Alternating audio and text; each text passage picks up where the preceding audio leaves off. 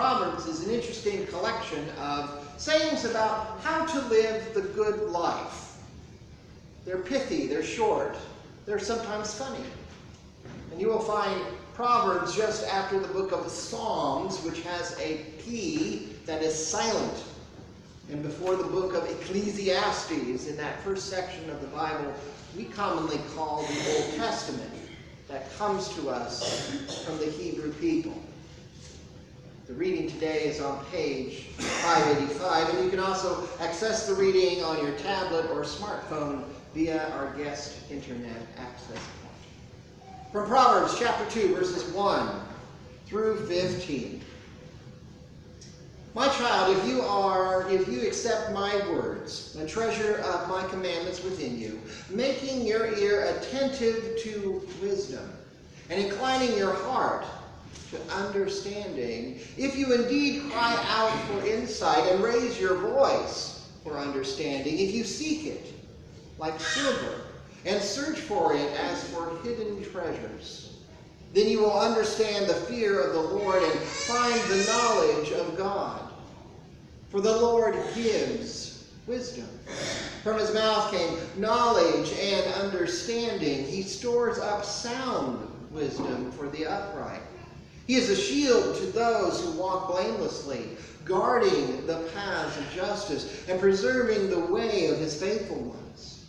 Then you will understand righteousness and justice and equity, every good path, for wisdom will come into your heart, and knowledge will be pleasant to your soul.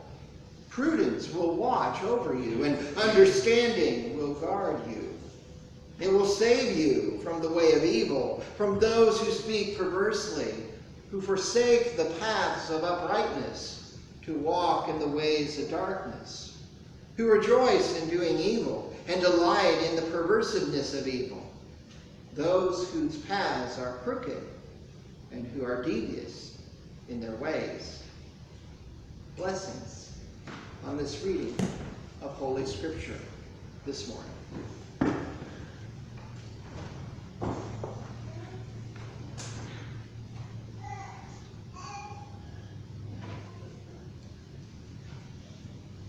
Is Grayson going to give us the sermon? Okay. Grayson may have wisdom beyond his years already. I have a question to ask you. Has there been times in your life where your heart is telling you one thing and your mind is telling you another, and you did it anyway because you went after the heart, overruling your mind? I didn't ask for a show of hands, but I would presume all of us have had that moment in life. Well, how about the other way around? When your mind insisted it was right, and your heart was telling you a little more caution is needed, and you gave someone a piece of your mind with a cold heart.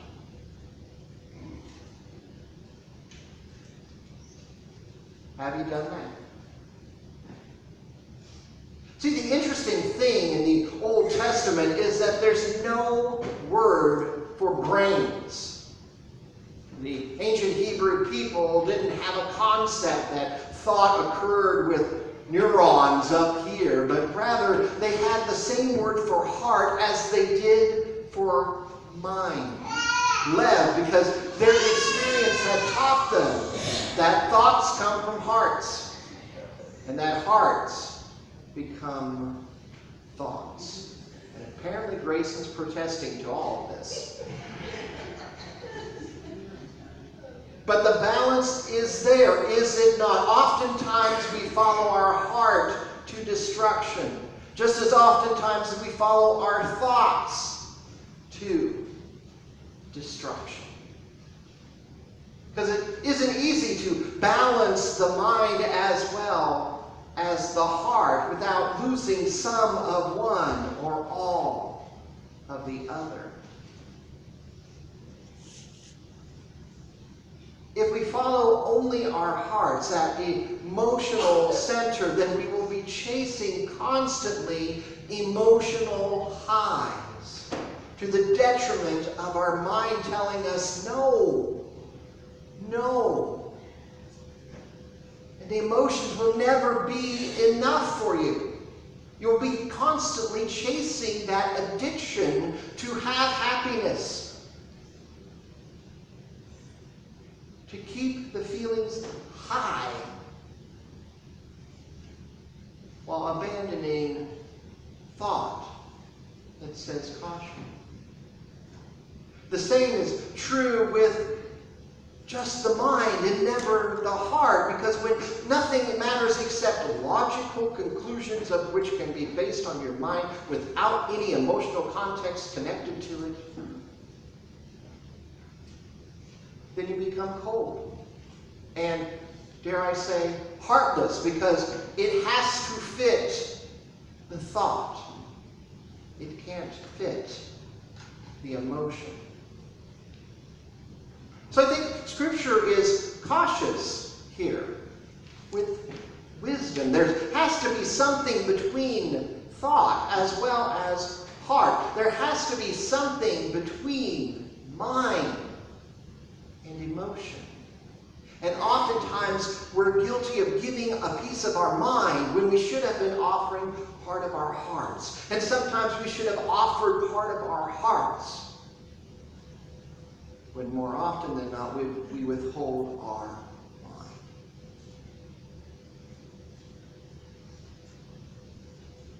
Probably the most read chapter of the Bible, just admit to it, is Genesis 1 and 2.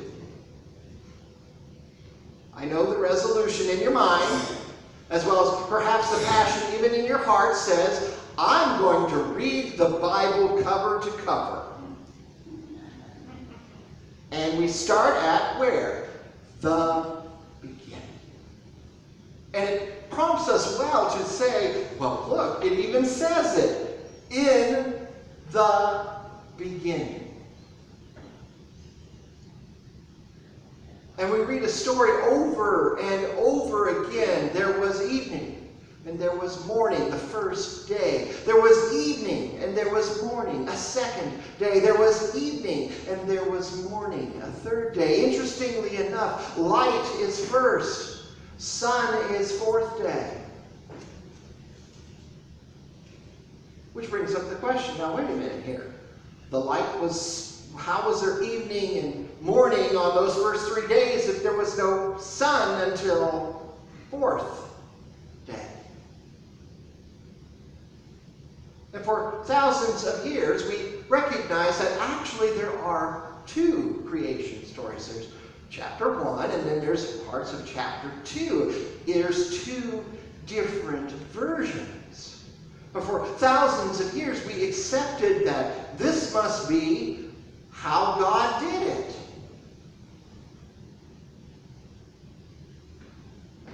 Until we found contradicting evidence.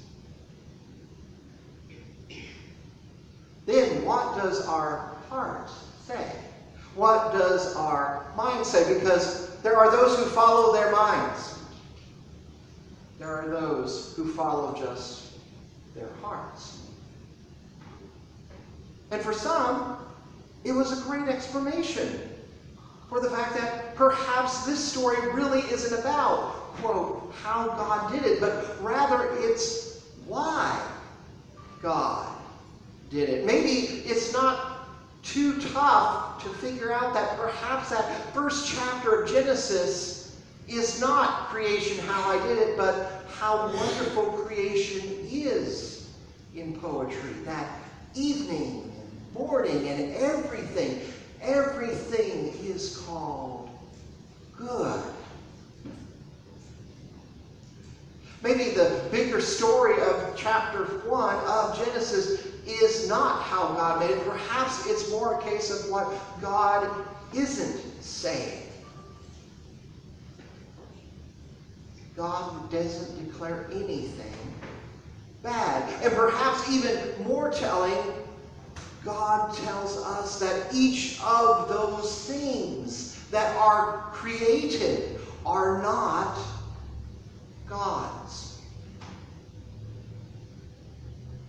So maybe it's less about what we read and what we think about it, but what does it say about God's feelings in creation?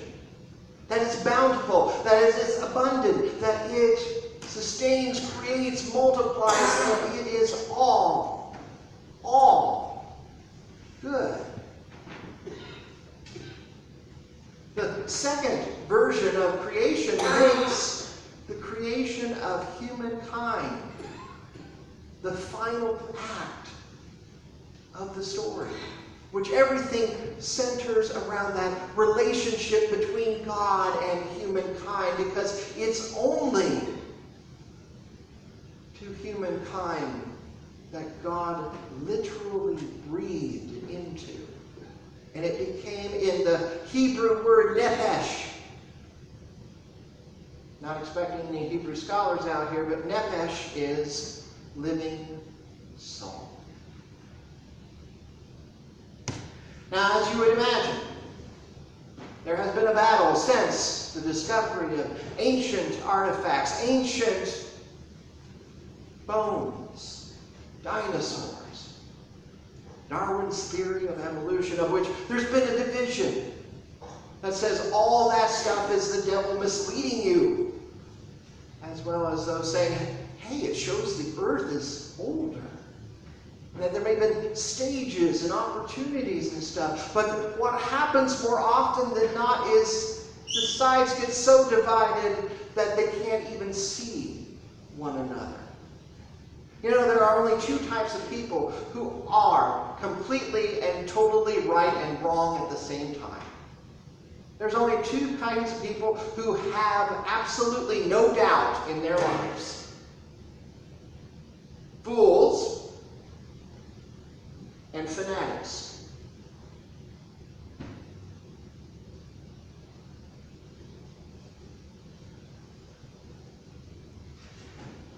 And oftentimes fools call the others fanatics, and fanatics call the others fools. But what if between head and heart, between mind and heart, between emotion and thinking, there could be yet dialogue? It's easy for some to paint that, well, all Christians have to believe that 6 days creation. Just as much as there are those who say, you'd be a fool to believe in 6 days creation. But often what we do is we gather the thoughts of others, the opinions of others, claim them as facts in themselves, and broadcast what we have heard is the truth from other sources.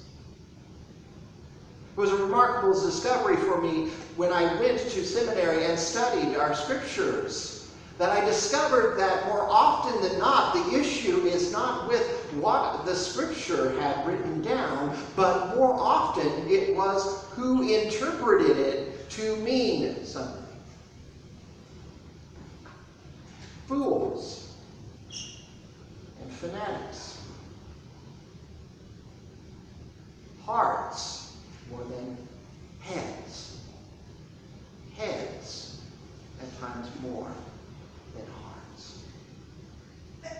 And it's easy. We do it so often.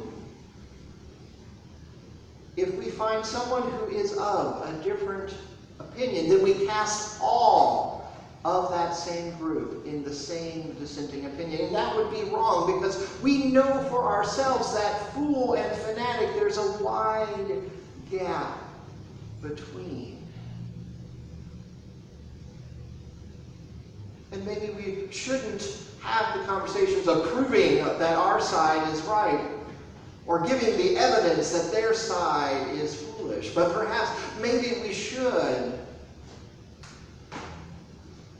think, what is the better story here? That perhaps God's not teaching us how I did it, but rather why. Why I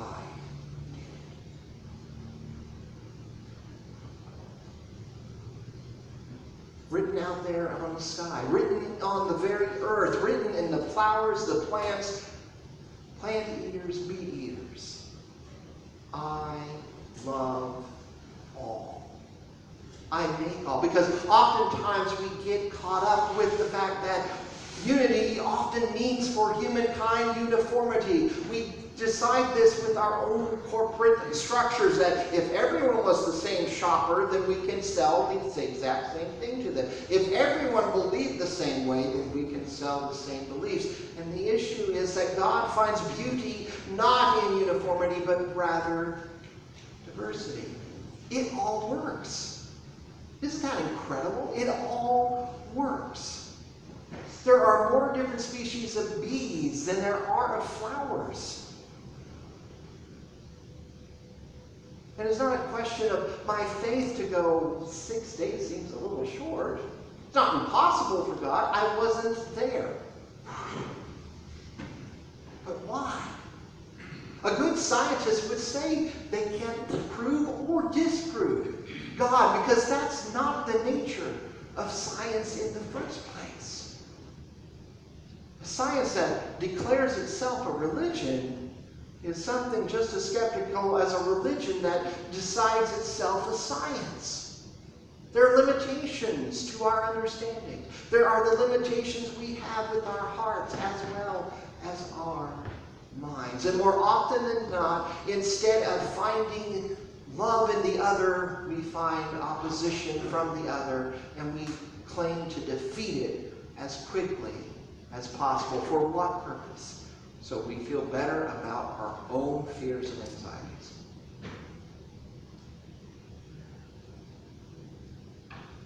How many of you have belly buttons?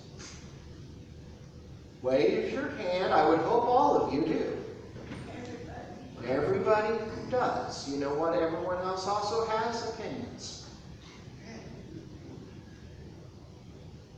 And Bill Bullard put it this way. That I thought this was a great quote, that opinions is really the lowest form of knowledge. Because more often than not, we received our opinion. We haven't actually examined the wherefores and the what thous and the yeses and nos to it. More often than not, we've been told this should be our opinion and persuaded by parts of the argument. Because after all, opinions are the lowest form of knowledge because they require no accountability and they require no real understanding. You just spout off what you heard from someone else. The highest form of knowledge is empathy. That highest form of knowledge is empathy because it requires us to suspend our egos and to live in someone else's world. For a time, for a place. Because we also understand how easy it is to jump to conclusions. It should be an Olympic sport. We have about 200 nations that could probably all get gold in jumping to conclusions. Because it's easy to judge. It's more difficult. The harder work is always to find understanding. Because understanding would require us to have compassion. It would require us to have patience. It would require us to have a willingness to believe that there is still good. But sometimes, just like our own hearts, we get misled, and sometimes we choose poor ways and make poor decisions. Because only through judging do we separate ourselves from them. Well, at least I'm not like them. Because through understanding, we actually grow. And we might find ourselves more in common with the other group than opposed to it. Founder of the Methodist Church, John Wesley, had a beautiful statement about this. He says, though we cannot think alike, may we not love alike. May we not be of one heart, though we are not of one opinion, because too often in our lives we have to say, we have to convince, we have to convert, we have to make them into the image that we ourselves aren't even trying to uphold. placing standards on others that we do not even keep for ourselves. So imagine encountering a young earth creationist. What conversation do you have? Do you share all the information, the countless scientific discoveries to convince? Do you castigate a young creationist for their noble truth in seeing the aspiration of God being, this has to be how God makes it, because if God doesn't make it, then where are we? Would it be not words of comfort to share that while I don't agree, I don't believe the evidence